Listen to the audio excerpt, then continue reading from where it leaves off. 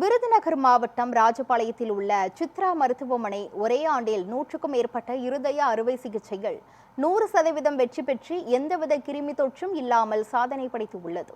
விருதுநகர் மாவட்டத்தில் இருதய சிகிச்சைக்கான தனியொரு மருத்துவமனை இல்லாத காரணத்தால் மாரடைப்பு மற்றும் திறந்த இருதய அறுவை சிகிச்சை தேவைப்படும் நோயாளிகள் 2025 ஏப்ரல் வரை அண்டை மாவட்டங்களுக்கு செல்ல வேண்டியிருந்தது.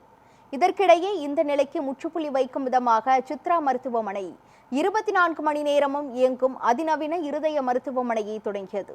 53 ஆண்டுகளாக ராஜபாளையம் மற்றும் விருதுநகர் மாவட்டத்தில் நம்பகமான பெயருடன் விளங்கும் சித்ரா மருத்துவமனை 2025 ஏப்ரலில் பல்நோக்கு மருத்துவமனையாக மாறியது. ஒரே ஆண்டில் 100க்கும் மேற்பட்ட திறந்த இருதய அறுவை சிகிச்சைகளில் 100% வெற்றி பெற்று கிருமி தொற்றே இல்லாமல் விருதுநகர் மாவட்டத்தில் சாதனை படைத்துள்ளது.